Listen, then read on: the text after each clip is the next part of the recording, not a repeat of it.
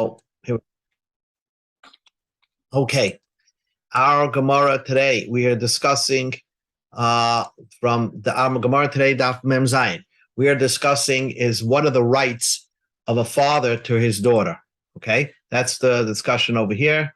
I was not blessed with a daughter, but it's nice to know that a father has the rights for his daughter. So one of the things that we learned yesterday is that father has a right to marry his daughter off, and not just to marry his daughter off, but he can accept money on her behalf. You know, normally you're supposed to, when you marry a girl off, the girl receives the ring or the money. That money belongs to the father. If the guy is marrying the girl or engaging himself to the girl with a contract, so that contract belongs to the father. What's the benefit of the contract belonging to the father? The father can actually use that contract as a piece of paper to whatever he wants to do with it. He can use it to stuff his wine bottles with it. Ubabia, we learned that if a man wants to have relations with his daughter because of marriage, that's one of the ways one could betroth to a wife, is you could actually just start off right away with relations. So he would actually pay the father money for the right to do those relations with his daughter for the first time. So this is where we're up to. So we learned in the previous Gemara a source of where the father has the right to give his daughter into marriage through money. Now, shtar ubia, to 2 lines on the bottom, shtar ubia manolan. How do I know a father has a right to give his daughter over to somebody for marriage via the guy is engaging himself to the girl via a shtar, or he's engaging himself to the girl with bia, which is intercourse? So manolan, how do you know the father has the right to do that? So the Gemara says, that a pasuk says all about kiddushin, the way to betroth a woman. The Torah includes all of them at once. That's a pasuk that seems to combine all 3 ways you betroth a woman in one pasuk. So ishkis havayis ladadi. So we compare all the kedushin, all the ways to be mekadosh a woman all at once, and therefore, just like we already saw a source where a father could give over his daughter via kesef, he could also give over his daughter via shtar ubiyah to somebody else. So there's a hekesh that what works for one works for the other 2 as well. Okay, next Gemara. Zakai b'mitzi also. We learned in the Mishnah that if your daughter finds something on the street, let's say she found a wallet, so the father gets the right to get to it. Now we go to Daf Mem Zayin Amud Aleph. So the Gemara says, why is that so? Why is that the father gets the right to sell it, to keep it? So the Gemara says, Mishum Eva, because if we don't let the father keep it, he's going to really hate his daughter. Why? Because really, min hadin, according to the din, a father is not obligated to give his daughter food. Doesn't have to give her food up after 6 years old. So if we're going to say that if she finds something of value that she herself can keep it, the father has no right for it, maybe this will cause him to stop feeding her. You know, he may have an animosity towards his daughter. So one of the rights the Chachamim gave to ensure that the father will always feed his daughter is that in case she finds something on the street, it belongs to the father. That's what Rashi says. Tosfos learned that the Eva is that the fact is that if we're not going to give the father the lost object, he's going to get her back and engage her to somebody who's totally repulsive. You see, we just learned before the father has the right to find her a husband, right? As long as she's under bas mitzvah, he has the right to find her a husband. So if she's gonna find something like a wallet on the street and you allow her to keep it, so he's gonna feel bad. So what he's gonna do is get back at his daughter and engage her to somebody who's repulsive. Menuvel menukashchen. So therefore, we said no. Whenever a girl finds something, it belongs to the father. And Tosfos is basically just adding that even if the father is not feeding her, the fact that he has a right to engage her to somebody who's repulsive automatically gives him the right to keep the any item she finds. The Mishnah said, "B'masi adal," a girl who has a wage, her salary belongs to the father. So the Gemara says, "Manolam." How do I know that? The Amar Rav Huna Amar Rav. The Rav Huna said in the name of Rav, "Menayim shemasa bas la'av." How do I know the salary of a girl belongs to her father? Shenema, because the pasuk says, "V'chiyim kar ishas biti." If a man will sell his daughter. Now, if a man's selling his daughter, I know why he's selling his daughter. He's selling his daughter to become somebody's maid. Then the pasuk spells it out for you, la ama, for a maid. So now the question is, why does the pasuk speak out the word ama, maid? It's self-understood. So we darshan, we compare the daughter to a maid. Ma ama, just like when a girl is a maid by somebody, ma siyadeh rabba, all her wages belong to the master. The master doesn't pay her; he just provides room and board, and she has to work. Avba, so also regular daughter by her father, ma siyadeh lavia, her wages, her salary belongs to the father. So that's the source. So the Gemara asks a question, let us say that pasuk is referring to Hanimi Likatana, a girl that's under bas mitzvah. So under 12, yes, then the wages belong to the father. The Motzi Mezabin law, because a girl who's under 12, the father has a right to sell her as a maid. He could sell her to somebody for service. Even as low as 1 day old, he can sell her to somebody. So that, therefore, because he could sell her, so we say, okay, the wages of that girl belong to the father. Avonara, but once she's over 12, the loymotzim is law, because he cannot have the right to sell her. In fact, when a girl turns 12, no matter what, she goes free from the master that she worked by. So the father does not have a right to sell his daughter after she's 12 years old. So maybe I will say that her wages belong, she could keep her wages. How do you know? By a nara, it belongs to the father. And says the Gemara, mistabara the aviyahava. I will think logically it does belong to father, because the isal kedaita masida lavdaviyah. If you think that the wages do not belong to the father, okay. So one thing we do know the father can do after 12 is he can decide who she's going to marry up until 12 and a half, right? So what's going to happen here? That we see that the father has a right to give over a girl who's over 12 to somebody for marriage. How would he be allowed to give her over for marriage? Because if you're going to say that the wages belong to her, but the right to give over to marriage belong to him, by definition, if he gives her over to marriage the day of the marriage, he's actually asking her not to work that day. So he's totally blocking her from working on that particular day that she's getting married. He is blocking her from actually working that day.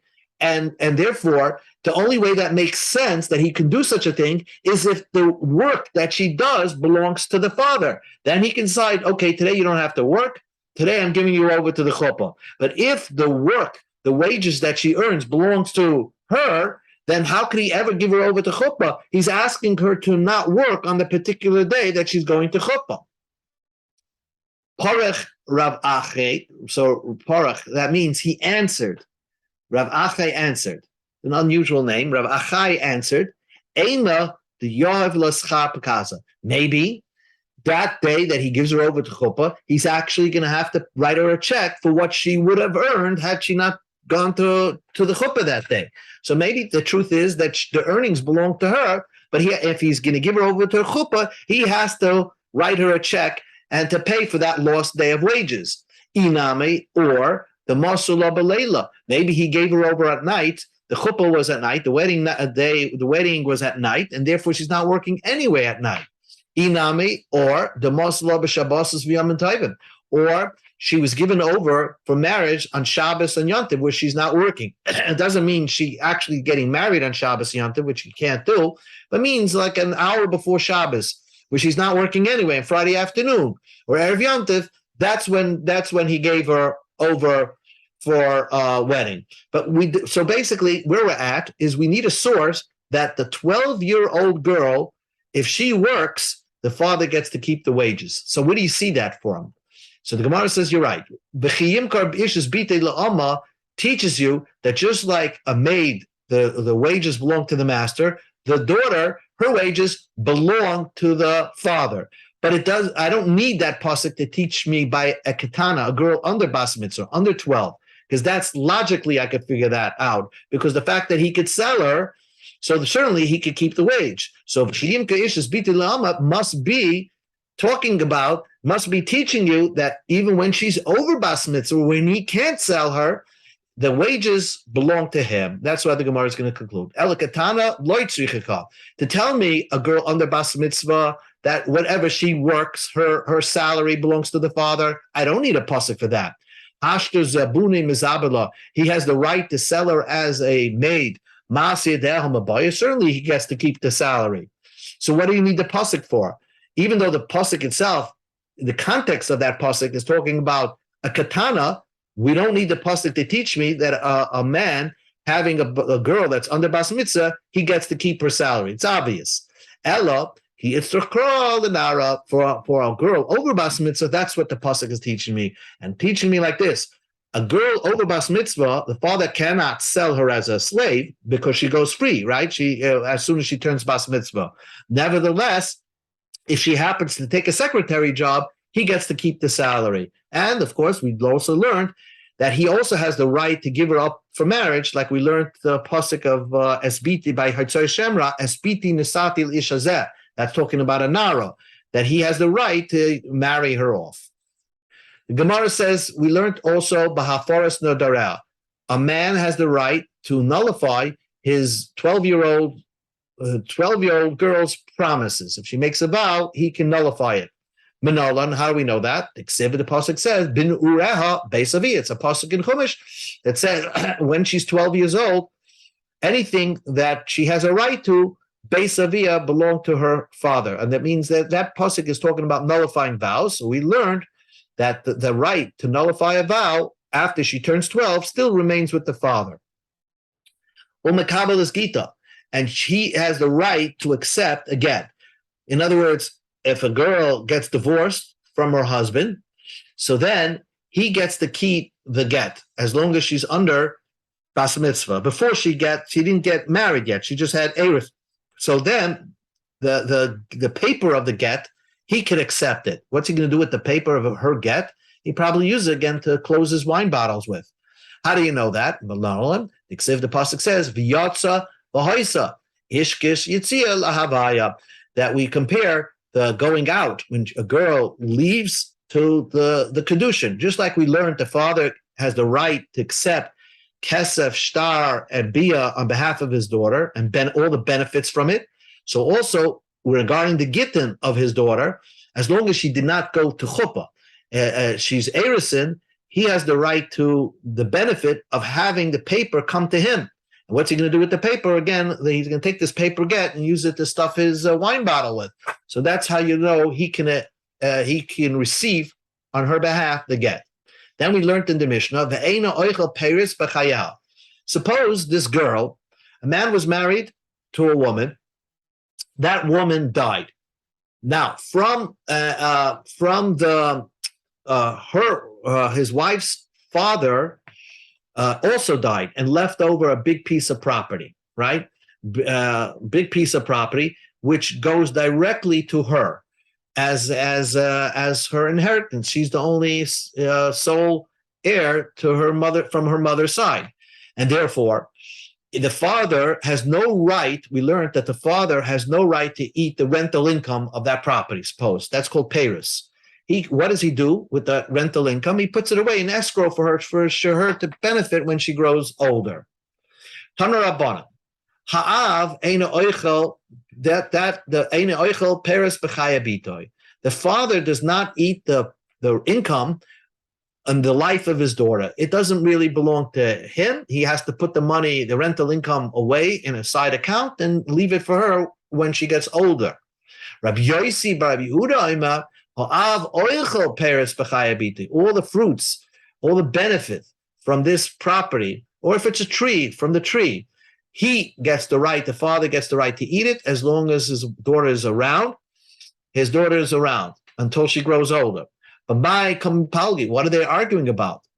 And says the Gemara, Tanakama Sova, Tanakama holds like this. Now, what we learned in the Mishnah, that when a woman gets married and she has a property that's called Nichse Milug, that so the property belongs to him, he has the right to keep the rental income. That's the payros from that. So the husband has a right to eat payros. A father does not have the right to eat payros. Now, why is that? So Tanakama Sava, Bishlam Abal, it's understandable that a husband has the right to eat the rental income. Takinu le Rabbanan peri. Rabbanan required that the husband has the rights to the fruit. Why? The imkain, if you said not so, mimne veloy parek. He's going to hold back and never redeem his wife. In other words, the whole reason why, we're going to learn later on, that Chazal said that a husband has the right for the fruits, for the rental income, is because in case she was kidnapped, taken into captivity, the fact that he was benefiting from her property all this time, he will strengthen himself and try to redeem her. And even if he ate maybe $10,000 worth of rental income through the years, and now the captors are requesting a ransom of $30,000, he's going to put together the funds to redeem her. That's to redeem her. And if you said that, Chazal were concerned, if you said that he should not eat the rental income, so if he puts it away in escrow for her, in case she's going to be taken into captivity, and they're demanding a ransom of more than what's in escrow, he's going to say, keep my wife. I'm not redeeming her. I didn't benefit from her all this time, and now she has the money in escrow. Use that money, and I'm not going to redeem her. So, in order to prevent such a situation, Chazal were lenient. They said, "Listen, not every wife is going to be captive, held for ransom. But during this time, a husband has a right to eat all the fruits and rental income of his wife's property, and in response to that, if she is taken into captivity, he's going to cough up the funds, even if it's extra funds, to redeem her." So that's the relationship between a husband and a wife. Ela'av, but a father, ma'iklamema, what are you going to say?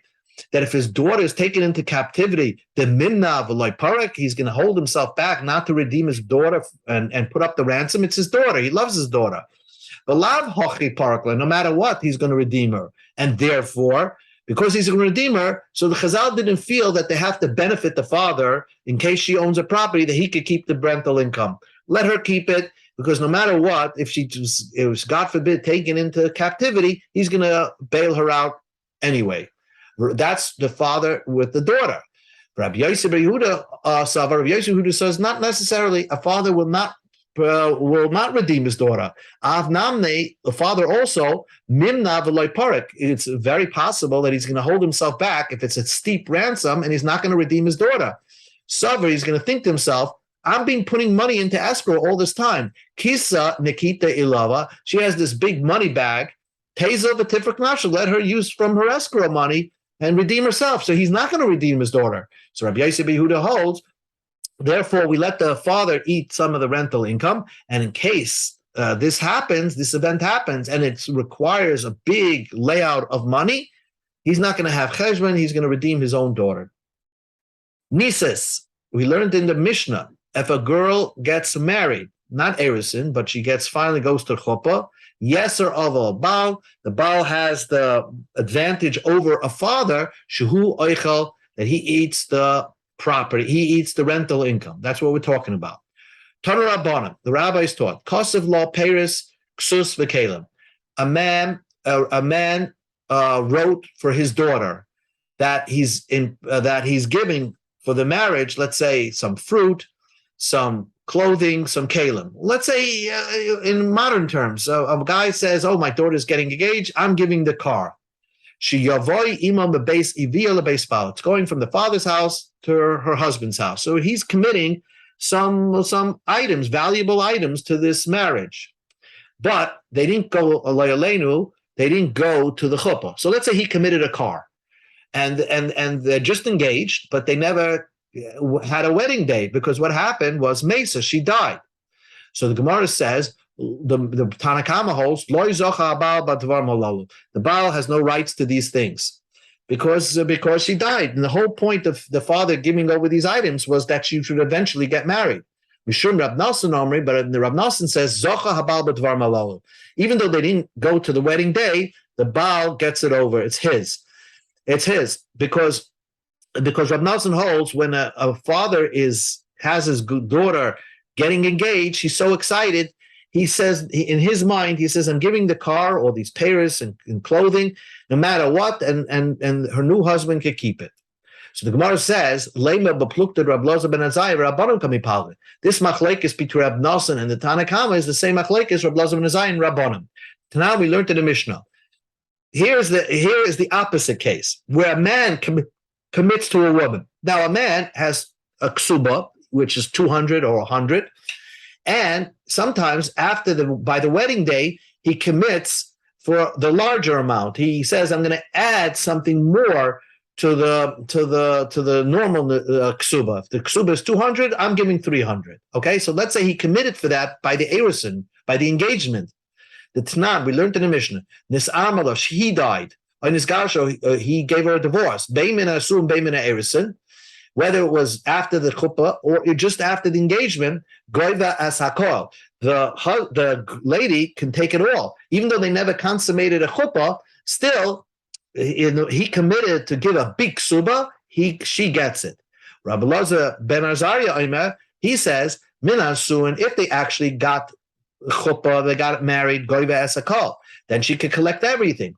Mina erizin, if they just had an engagement and then he died, so to speak, Besula Gavi Messiah and Valmona. The Ikka Kasuba, she could collect. She gets 200, or an Almana gets a Mana.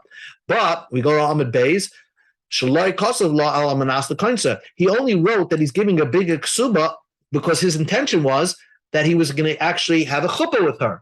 And therefore, that's why she would not collect that, the extra, the above and beyond Kasuba, if he actually never went to a wedding with her, never had a wedding with her. So Lamande Omar Loy Zocha, but so in the opposite case, we're trying to compare align these two people.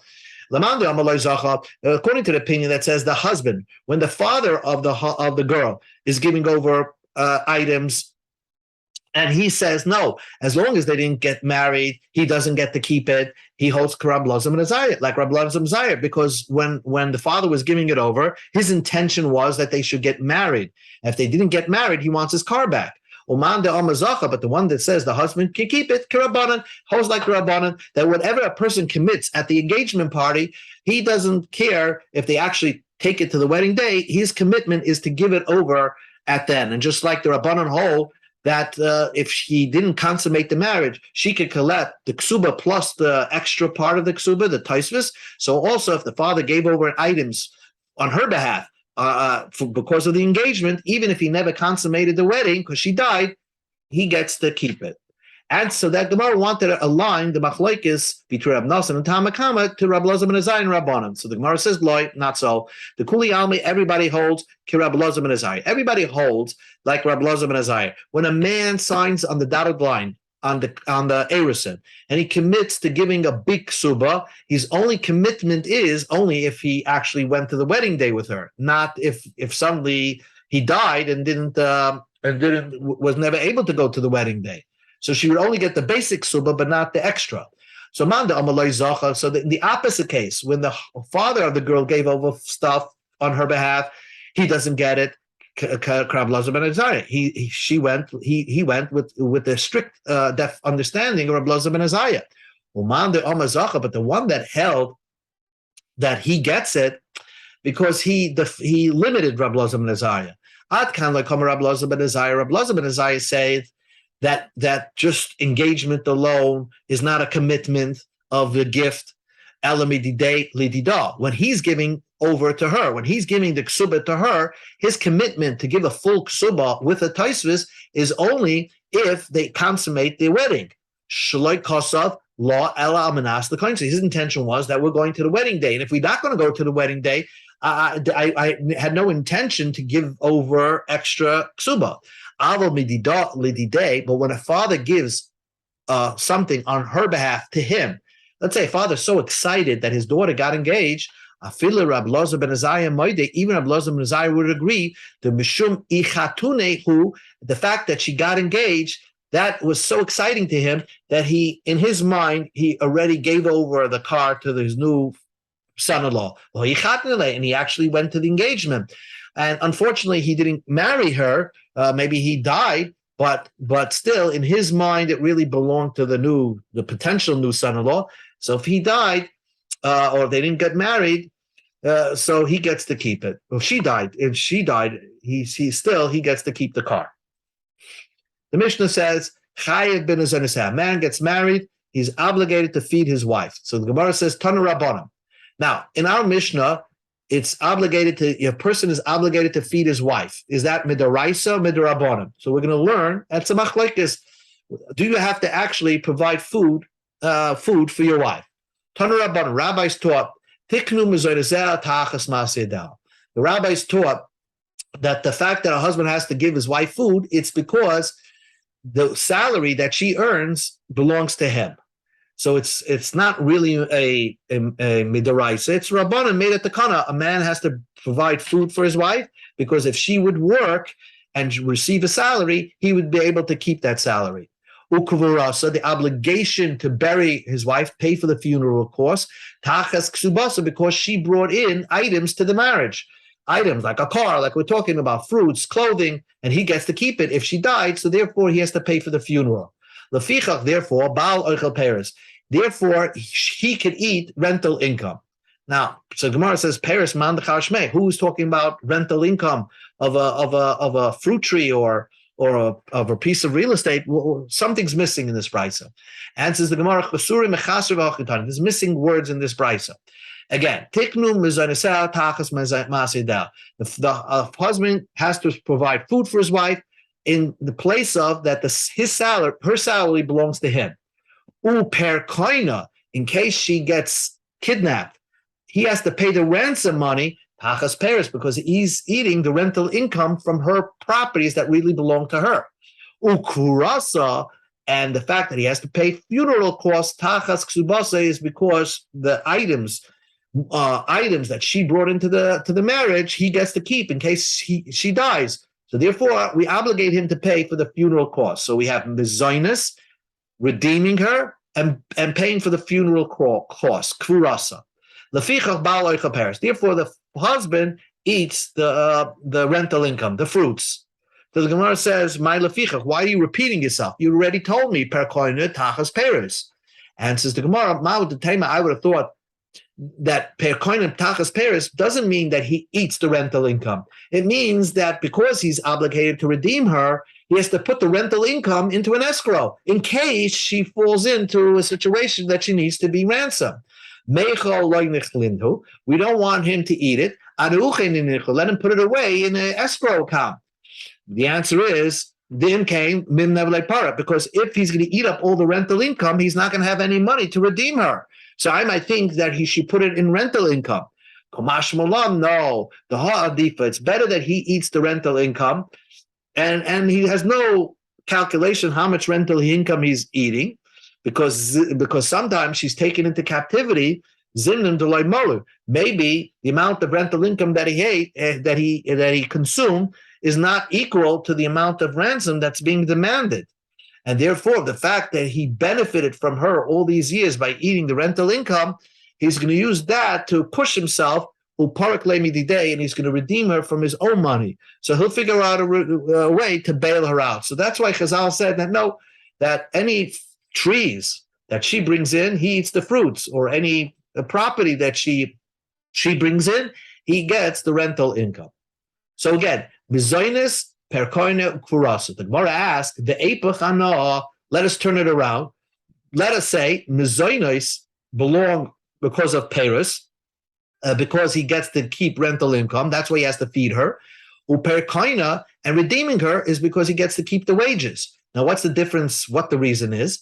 Because the way it stands now, that the father, that a husband supplies food for his wife because he can get to keep her salary. But let's say she worked for a big company. She makes a big salary. She can tell her husband, "Oh, don't supply me with supper and food, but let me keep my own salary." She has a right to do that. We'll learn later on. She could say, I'm not taking your food, but don't take my salary. But now that we say that mizonis is because of rental income, uperkarne is because of masiyadel, she won't be able to do that. So how do you know these are the exact reasons for each of the obligations of the husband? Amar Abaya, tiknu matzui l'matzui. What's common for the common, and what's not common for the not common, which means that the food is a common thing that all people have to eat, and people work. So the lady that works, their salary, it must be that he's giving her food for her salary because those are two common things. Per koina, the fact she's taken into captivity and he has to redeem her, is an uncommon thing. And Paris, the fact that she has a property, a real estate property that's producing fruit, is also another uncommon thing. So that's why it's aligned up this way. The per koina, which is uncommon, tachas Paris, for the Paris, which is uncommon. The fact that he has to provide food is because masideh, which is also a common thing. Both mazonis and masideh are common things. So what we learned so far, and this will be the last thing we're going to learn right now, is that the shita of the Tanakama was that mazonis is only a takana of the Rabbanim. Amar Rava says, Hi Tana, but the following Tana, Sava Mizonis Midaraisa. A husband has to give his wife food, that is Minat Torah. Because the Tanya we learned in a Braisa. There's a pasuk that says that if a man marries a woman, right, and he married let's say he married a girl who was a former maid, a Jewish girl who was a former maid, and then he marries another woman, the Torah says, make sure the former maid, your first wife, you provide she'era kesusa einasa. Make sure, as a husband, you have to still give her she'era kesusa einasa. So what does each one mean? She'era, the time we learned the Brisa, she'era, a man has to provide she'era for his wife. Elu mezaynais. That means food. The pasuk says, "V'asher achlu she'er ami." They ate the food of my nation. But she'er, in that context, it means something that you eat. So she'era means the husband is obligated to provide food for his wife. Ksusa, ksus, kemashmai, what you think it means, which is clothing. Aynasa, what is aynasa? Zel ayna, that a person has to give his wife time for intimate relations. That's called ayna, because it's not all the time, but certain moments of time during the marriage, he's obligated to be with her. Hamura de Torah. And this is a pasuk by Lavan, who wanted to make sure that Yaakov was going to spend time with his daughters. So he said, Ta'aneh es b'nosai, if you make sure that you always spend time with my daughters. Rab Laza, so that's the Tishit of Tanakama. Rab Laza also agrees, but he darshans it differently. She'era zu oina. The word she'era means oina. The chen hu oina, ish is called she'er b'shar l'sikru v'lagaras erva. So she'era means oina because when it comes to intimate relations, the Torah also uses the word she'er to imply intimate relations. Ksusa kemashmoi means clothing, that's obvious. And oinasa ela mezainis. Oinasa means mezainis. How do you know oinasa means mezainis? Because oina could also mean stress, something that makes you suffer. And when you're not giving food, you're causing the lady to suffer. Like we learned in last week's Sedra, before we had them on, God caused us to suffer a little bit, and made us hungry, and then he gave us the man. So therefore, Oina Ainasa refers to food. So two sources that refers to food. We go to Mem Chesam at Aleph, just a few lines. So Rabbi Lezer ben Yaakov, he says like this. He says that the whole pasuk, She'era Ksusa Ainasa, refer to clothing. She'era Ksusa means clothing that fit her body. Lefum She'era Tank Ksusa. According to her body, the age of her, that's how a husband has to buy her clothing. A husband can't be cheap and buy his wife clothing that are not appropriate for her. young woman's clothing you shouldn't give for an older woman, because the young women's clothing are very heavy because they're wide and full of material, and that's too difficult for an older woman to carry. She needs something more lighter. Not an old woman's clothing for a young girl. So that's, you have to give her the right clothing for her, what's in fashion also. Ksusa va'inasa means also, when it comes to clothing, you have to give her the clothing that's in the season. Lefum ainasa, according to the season, 10 ksusa, give her the clothing. Shalayitin chadoshim, you shouldn't give her new clothing, which are not rubbed out, but are very full of material, b'maisachama, during the summer months, because that's too hot for her. And not rubbed out and used clothing, which is much thinner, b'meisach shamin, during the winter months, which will make her cold. So you have to give her the right clothing for the right season, for the right person. So that whole pasuk sheira ksusa v'inasa refers to clothing, but nevertheless, Reb Lezer ben Yaakov holds madach.